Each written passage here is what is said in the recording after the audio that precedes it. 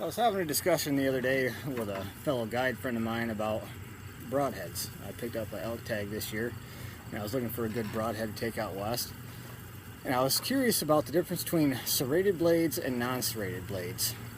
So after some research, I decided to settle on the Magnus Black Hornet 125 grain. Now, one thing that I didn't realize until I opened the package, and I don't know if you guys can see this, the very tip is not sharpened. There's about 1/8 of an inch on the tip of this thing that does not have an edge. Everything else is razor sharp. I've never had a sharper broadhead right out of the package. Now I'm going to test this on a shoulder blade, actually 2 shoulder blades, around a watermelon, because I've never seen anybody online do that before. So I have something, I don't know what this is exactly, maybe an old Thunderhead. This belonged to my dad, who wasn't the best bow hunter in the world, but I'm pretty sure that that broadhead predates me, and I'm 37.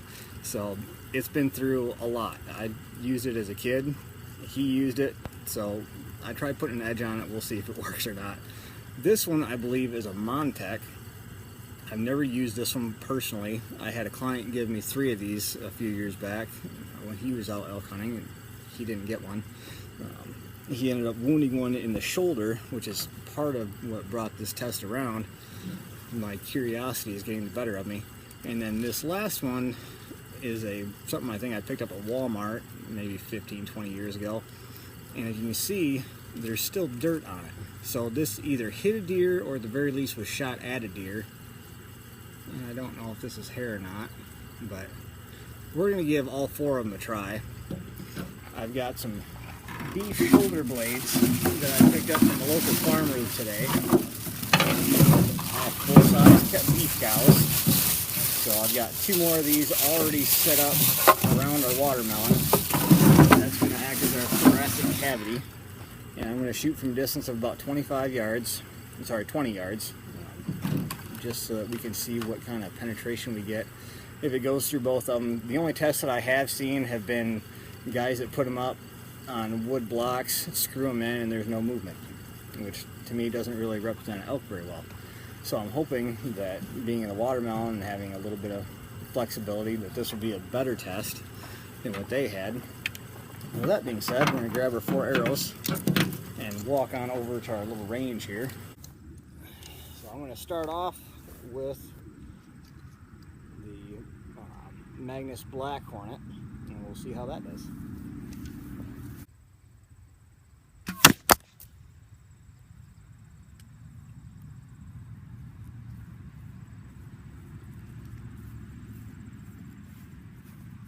Well, that got a little bit closer, and it did go through, but it only caught the leading edge of the first one. So I'm going to go back and grab the Montec, and we'll try that one.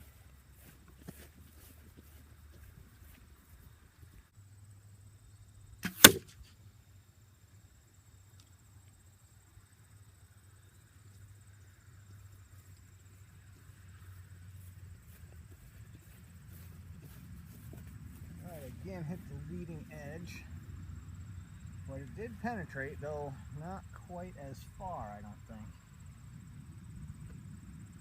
No, it's about 3 inches farther out. So I'm gonna grab the Walmart.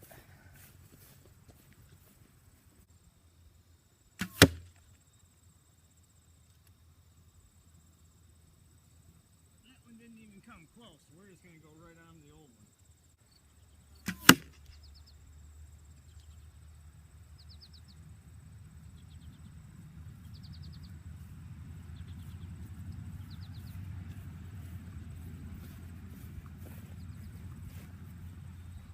That one didn't even hit the front one, but it did get pretty bent up on the rear shoulder blade.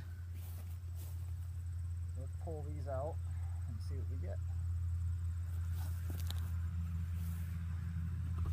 If we can pull.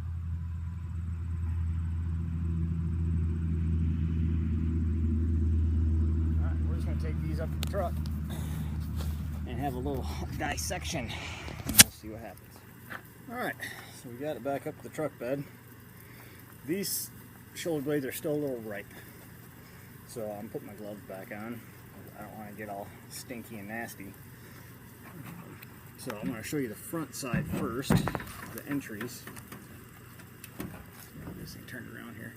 Alright, so you can see that our Magnus and our Montec just barely hit the leading edge. The Montec actually hit it a little bit better than the Magnus did, the Black Hornet.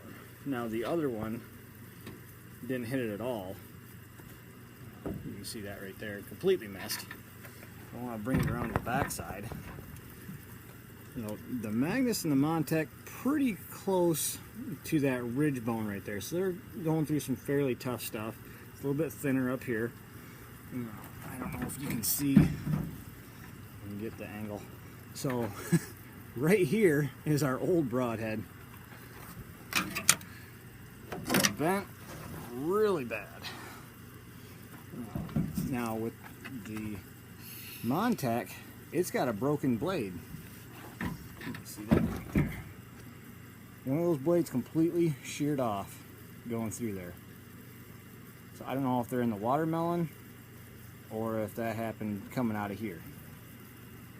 The Montec, or the Magnus rather, held up pretty good overall. It does have on the leading edge right here, it's got a pretty good indentation going through some of that bone.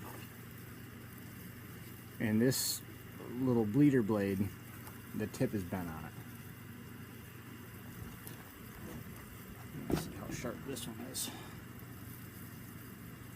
These are still sharp though. I would not hesitate to take this back out after an animal.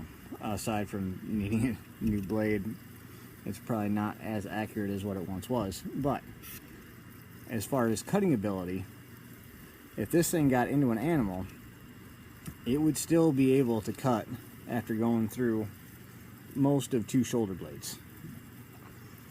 So hopefully that gives us a better idea of what these things will hold up to. You know, there's been some other videos out there, but hopefully you enjoy this one, and happy hunting. So after a closer inspection, I discovered that the old Broadhead had hit right down in here, which is why it didn't penetrate as far. So, well, that's not a very fair test, whereas the Black Hornet and the Montec only had to go through about a 1/4 inch of bone.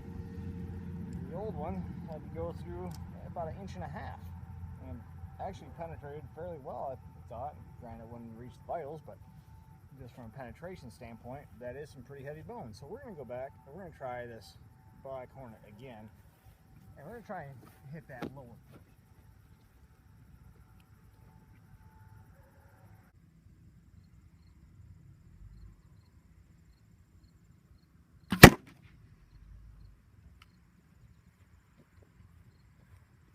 Alright, well, that was a direct hit. And that pretty well shows you why it is dangerous to take a shot at an elk's shoulder. Even if you get into some of this thing, if you hit this bone right down here, you are not going to be having a good day. This thing's going to get deflected into who knows where. Which, considering right there, if you hit, it's going to glance off the front. The old adage of don't shoot them in the shoulder still holds true. So with that, we'll call it a day.